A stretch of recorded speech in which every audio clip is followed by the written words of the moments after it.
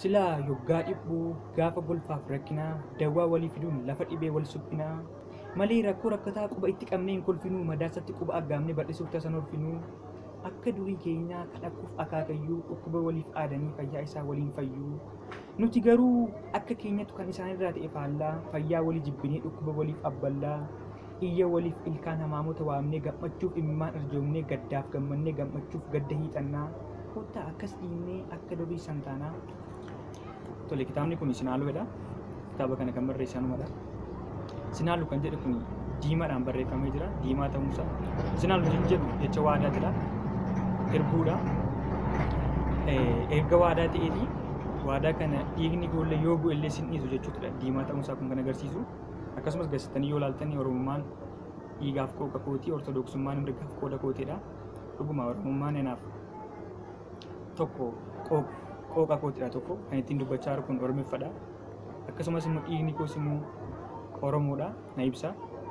Ortodoksonni akkuma kana tokko mirga koodha filannoo kootiidha. Inni lammaffaan immoo maatii koodha kan argadhe qooda koodha.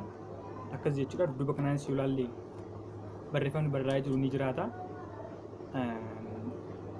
Waaqayyo uumama isaa keessatti naafa jaamaa gooboo duudaa haala garaagaraan gaafa uumu calliseetu miti bor isaan fayyisee ulfina argachuuf akkasumas jira irra bulee waan guddaa hojjetee dinqisiifannaa uumamni waaqayyo akkam nama dhiba isa jedhu caalaa uumaa akka ta'e ibsuuf akkuma kana seexannis amma isheetti waaqa ta'uuf hawwii ijaa qabdu adeemsa keessa balaa adda addaatiin cabsitee dhukkuba addaa garaatti gadhiiftee fayyisuun ulfina barbaaddi maalirra kanumaa fi namoonni yeroo baay'ee kan isaan cabaa fayyisan uumamaan isa dhalate garuu fayyisuu kan dadhaban jira.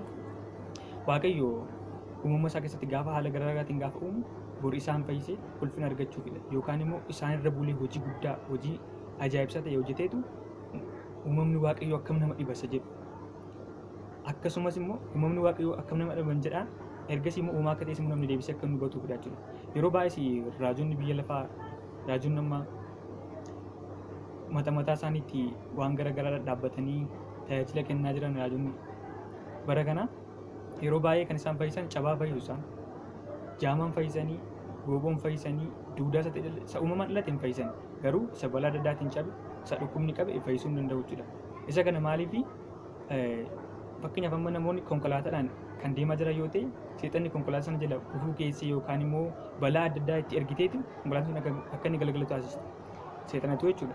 Erga sana booda immoo maal gooti erga ofii isheetti rakkinatti fiddee booda erga ofiitti cabsitee booda deebistee mana raajotaatti geessitee ofiitti ammas fayyistee jechuudha. Ofiin akka ittiin argattee jechuudha isheen. Kanaafidha yeroo baay'ee kan isaan raajonni kan uumamaan dhalate kan isaan hin fayyisne kan isaan yeroo baay'ee cabaatti fayyisan kanaafidha jechuudha. Egaa galatooma mudannoowwan hafan. Mudannoon gaafa tokko akka carraatee beeksisaan caancoo arsee maadhamu tokko deemaa turre. Mucaa tokko wajjin tu deemnu wal dubbisne akkam nagaa dhannee wal dubbisne kaane innaan eteessadha naan jedhee na gaafata adarreedhaan jedheeni.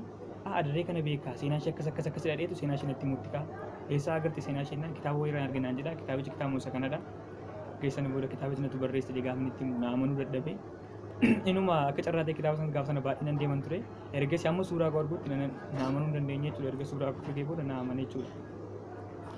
Egaa galatooma turtii gaarii.